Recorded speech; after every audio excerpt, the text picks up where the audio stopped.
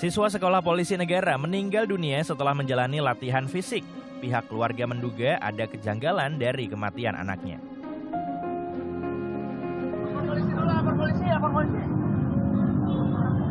Tujuh pengendara sepeda motor yang melawan arah di Jalan Raya Lenteng Agung, Jakarta Selatan tertabrak truk.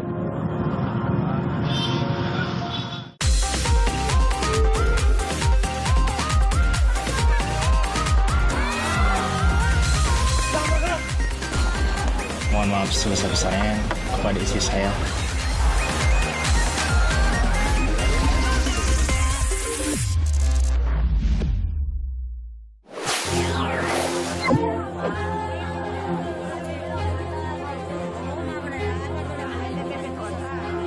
Kurang lebih selama 40 menit, jadi pukul 14.45 menit, yang bersangkutan dinyatakan meninggal.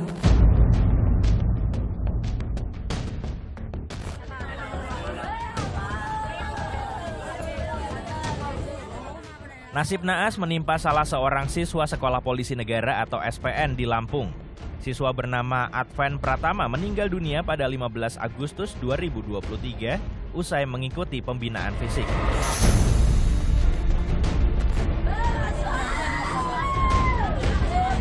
Polisi awalnya menduga kematian Adven Pratama karena henti jantung dan napas akibat kelelahan. Sebelum dimakamkan pada 17 Agustus, jenazah Adven Pratama sempat diotopsi di Rumah Sakit Adam Malik Medan, Sumatera Utara. Jenazah tiba di Rumah Sakit Adam Malik pada tanggal 16 Agustus. Begitu kita terima surat permohonan otopsinya dari Polda Lampung, kita langsung lakukan proses otopsi di tanggal 17 Agustus. Untuk hasilnya sendiri sampai saat ini belum selesai. Tetapi nanti kalaupun hasilnya sudah selesai, hasil tersebut akan kita serahkan ke Polda Lampung. Pihak keluarga berencana menempuh jalur hukum. Keluarga menduga ada kejanggalan dari kematian Adven Pratama. Iya, rencana kami akan melaporkan ke Propam dan juga kepada Krimum karena ini penganiayaan, penghilangan nyawa secara paksa dan terencana. Semakin meyakinkan kami bahwa anak kami itu bukan meninggal karena terjatuh, tetapi karena dianiaya. Indonesia Police Watch yang turut menyoroti kasus ini melihat kejanggalan kematian Adven Pratama karena luka pada tubuh korban. IPW telah melihat luka tubuh pada korban.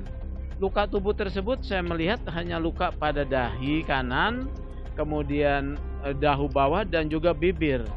Luka tersebut bukan luka yang bisa menyebabkan kematian.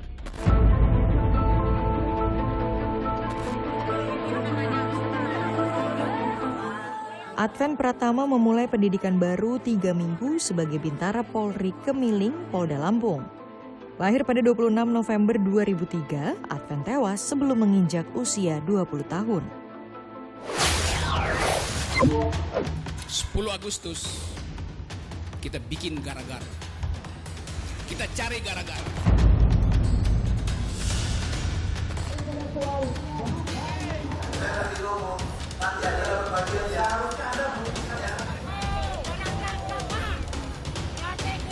Itu hal kecil lah. Saya kerja aja.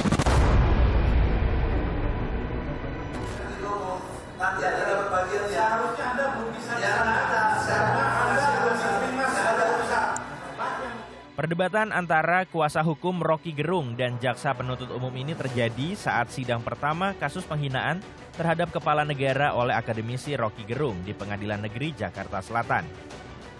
Perdebatan ini terjadi karena jaksa penuntut umum keberatan terhadap tim kuasa hukum Rocky Gerung yang sudah masuk dalam substansi sidang.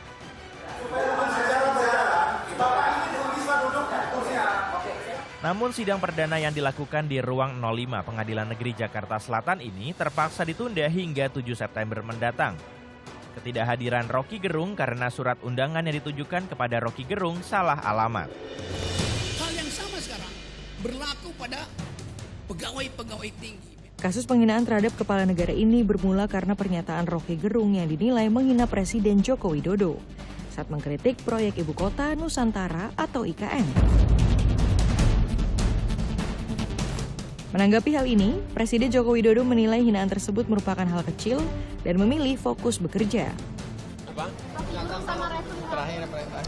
Itu hal kecil lah. Saya kerja aja. Ya. Atas celotehnya, Rocky Gerung akhirnya meminta maaf. Saya minta maaf terhadap keadaan hari ini yang menyebabkan perselisihan itu berlanjut tanpa arah itu. Lalu saya merasa, kok ini kenapa nggak bisa diselesaikan secara hukum?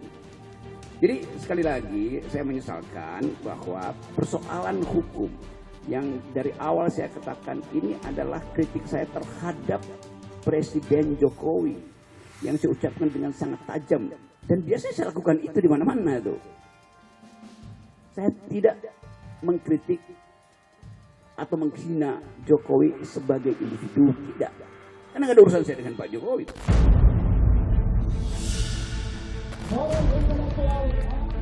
Namun, ibarat peribahasa nasi sudah menjadi bubur, kritik berbuntut protes dari sejumlah kalangan.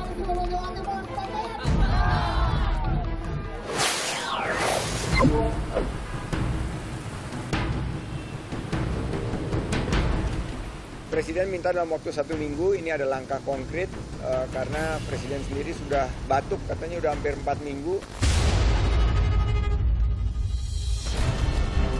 Polusi udara di kota Jakarta belakangan ini telah mencapai tingkat yang mengkhawatirkan. Ancaman terhadap kesehatan dari dampak polusi ini tidak main-main. Menparekraf Sandiaga Uno sendiri mengungkapkan Presiden Joko Widodo telah beberapa minggu mengidap batuk yang tak kunjung sembuh. Presiden minta dalam waktu 1 minggu, ini ada langkah konkret karena Presiden sendiri sudah batuk, katanya udah hampir 4 minggu. Menyikapi hal ini, Presiden Jokowi memanggil sejumlah menterinya untuk membahas polusi udara yang memburuk di Jabodetabek. Dalam rapat terbatas di Istana Presiden, akhirnya diputuskan kebijakan work from home. Ruang terbuka hijau dan tentu saja ini memerlukan anggaran, siapkan anggaran. Dan jika diperlukan, kita harus berani mendorong banyak kantor melaksanakan hybrid working, work from office, work from home.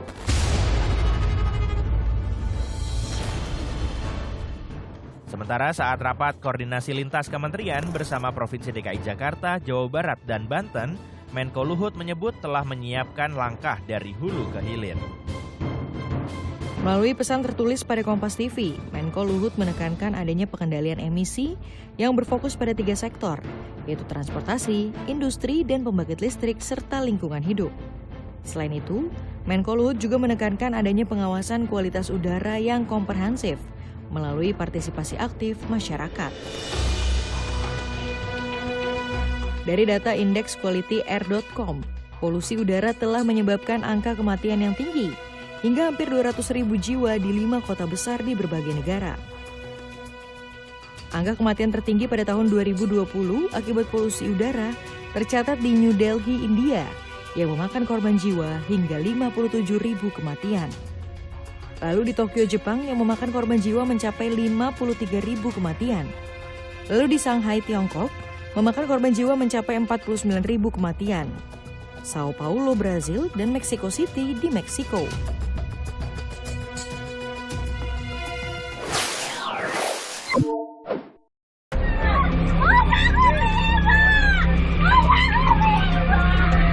Pemilik rumah ini histeris saat mengetahui rumahnya terbakar.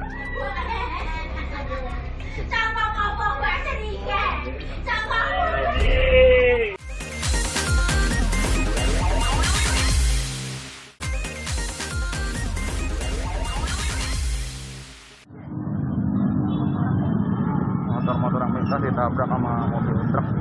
Kecelakaan ini bermula saat truk bermuatan bata hebel melaju dari arah Tanjung Barat menuju Lenteng Agung. Arah Gardu ke stasiun Lenteng nih semua kena dihajar mobil. Sopir truk kehilangan kendali saat tiba-tiba ada kendaraan yang menyalip. Sopir truk lalu menabrak sepeda motor yang lawan arah. 7 motor tertabrak, 3 orang mengalami luka yang serius. Ini yang lawan arah nih dari arah Gardu.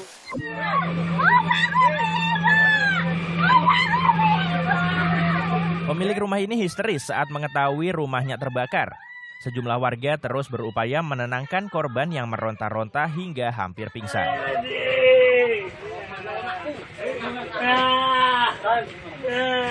Saat kejadian, pemilik rumah sedang bekerja di luar. Api dengan cepat membakar seluruh bagian rumah. Kebakaran ini menghanguskan 2 rumah milik warga.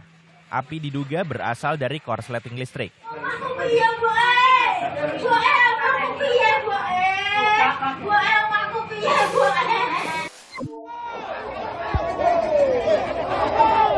Aksi tarik-menarik antara massa yang menolak eksekusi dengan polisi dan juru sita Pengadilan Negeri Medan tak terhindarkan.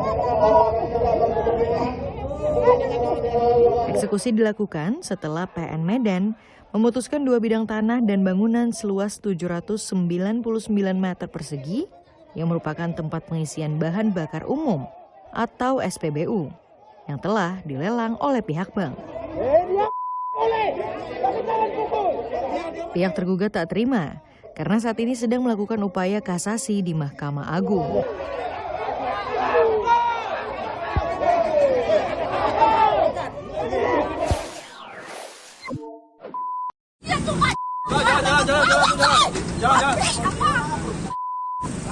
Pedagang ini bersikeras mempertahankan perlengkapan dagangannya agar tidak disita petugas.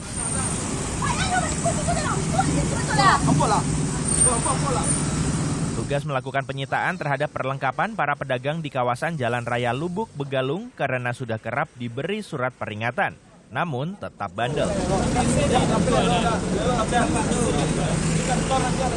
Satpol PP menghimbau kepada PKL agar mematuhi aturan serta ketentuan di dalam aktivitas berjualan.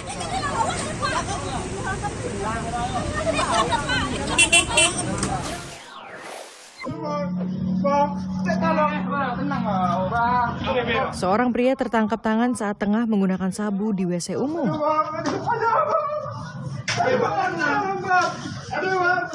Penangkapan berawal saat warga curiga dengan gerak-gerik pelaku yang aneh. Pelaku meminta ampun pada warga agar dilepaskan. Warga pun menyerahkannya ke polisi beserta barang bukti alat hisap sabu.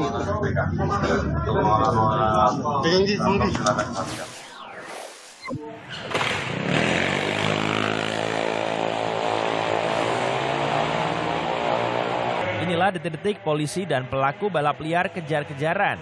Polisi juga melepaskan tembakan gas air mata untuk membubarkan aksi meresahkan ini. Sejumlah pelaku balap liar dan 4 sepeda motor berhasil diamankan.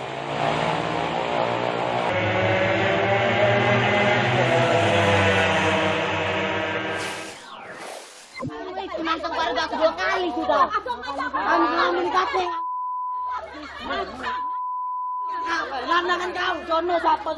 Seorang ibu rumah tangga dikejar pria dengan senjata tajam.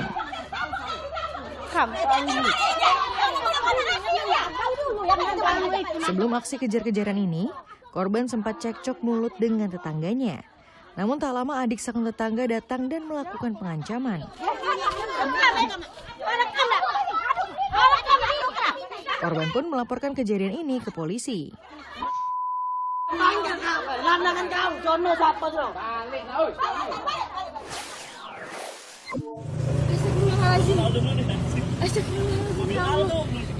Mobil milik teman komika Arafah Rianti dibobol maling ketika sedang diparkir. Dan ini kita tinggal nggak nyampe 1 jam, sekitar 1 jam. Menurut pengakuan Arafah, mobil ini baru ditinggal 1 jam saja. Selain kaca mobil yang pecah, 1 unit laptop juga turut digondol maling. Ini di Depok. Brutal banget ini. Brutal banget Depok. Kacau bro. Kasus ini diselidiki oleh Polsek Sukma Jaya Depok. Pelaku pun sedang dalam pengejaran. Wah kacau banget. Ini tuh di Polsek, daerah Polsek. Ya tuh ngomong aja. Ayo. Hah? Ya tuh. Duit. 400. Inilah detik-detik seorang pemuda merampok sebuah toko kelontong di daerah Cigadung. Komplotan ini beraksi dengan 3 orang lainnya. Tak sadar bahwa aksinya terekam CCTV, komplotan perampok ini pun sedang dalam pengejaran polisi.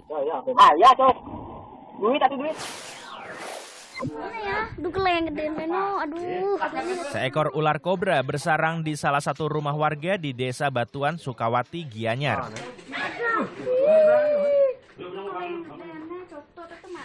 Warga ketakutan saat proses evakuasi karena ular kobra cukup sulit ditaklukkan.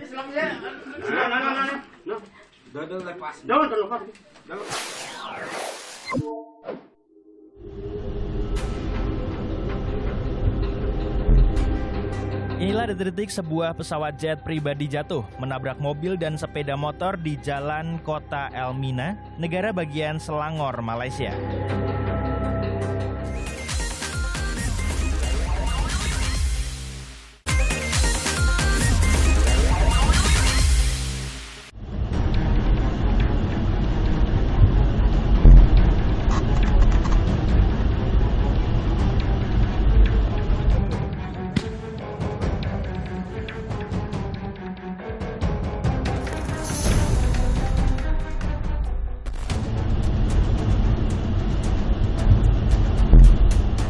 Inilah detik-detik sebuah pesawat jet pribadi jatuh, menabrak mobil dan sepeda motor di jalan kota Elmina, negara bagian Selangor, Malaysia.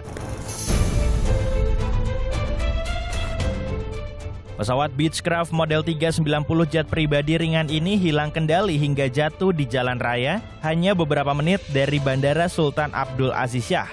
Pesawat keluar dari jalur penerbangannya dan jatuh ke tanah di distrik Shah Alam. Minta aku, suruh tutup jalan.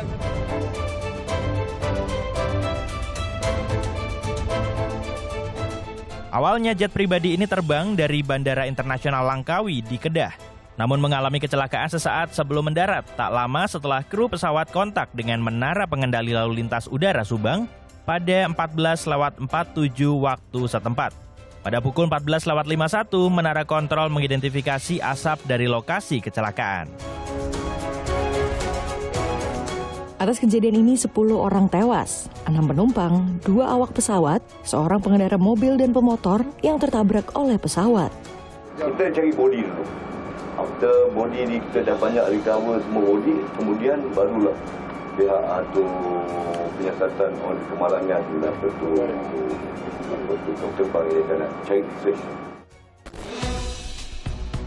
Pasca kejadian, polisi mencari kotak hitam yang berisi data penerbangan untuk mengidentifikasi penyebab pesawat jatuh.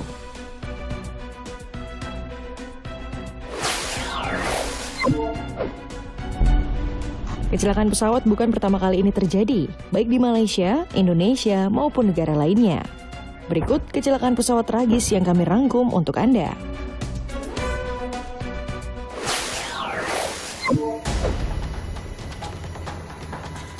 Empat anak ini merupakan korban selamat kecelakaan pesawat jenis Cessna yang jatuh di tengah hutan Amazon, Kolombia pada 1 Mei 2023.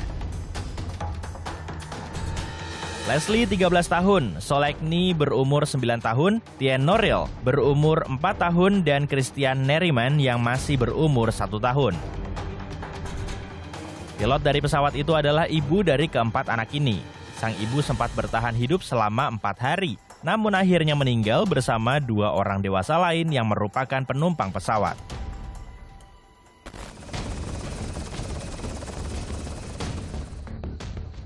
Saat evakuasi bangkai pesawat di perbatasan Provinsi Caqueta, tidak ditemukan jenazah 4 anak ini. Aparat setempat justru menemukan tanda-tanda kehidupan mereka. Setelah operasi besar-besaran dilakukan, keempat anak ini ditemukan 5 km dari lokasi kecelakaan, dalam keadaan dehidrasi berat dan juga digigit oleh serangga.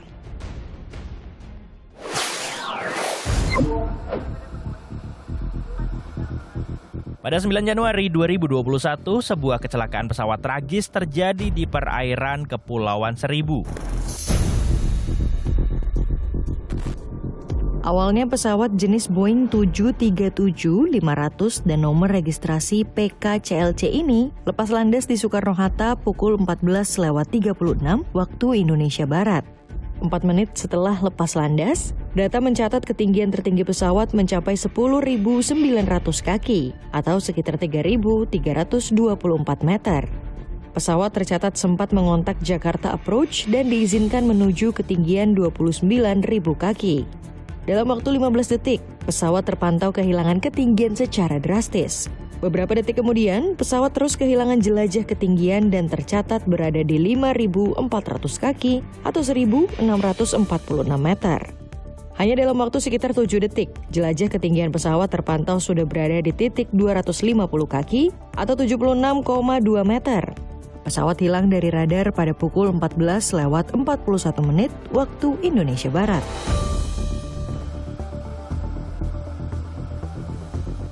Pesawat beridentitas Sriwijaya Air SJ182 membawa 62 orang yang terdiri atas 12 awak kabin, 40 penumpang dewasa, 7 penumpang anak, dan 3 bayi. Dalam kecelakaan ini, tidak ada satupun penumpang yang selamat.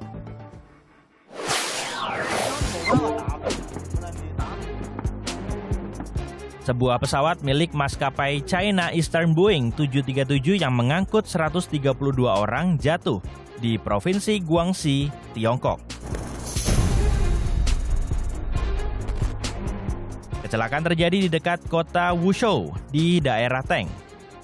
Pesawat dilaporkan membawa 123 penumpang dan 9 awak.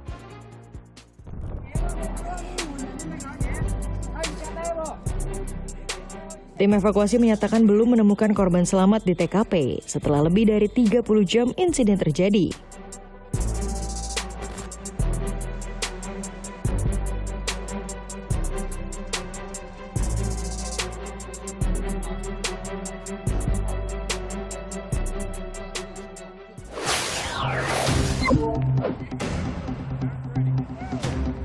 Pesawat jet tempur asal Rusia MiG-23 ini terjatuh saat sedang terbang atraksi dalam pameran kedirgantaraan di Michigan, Amerika Serikat.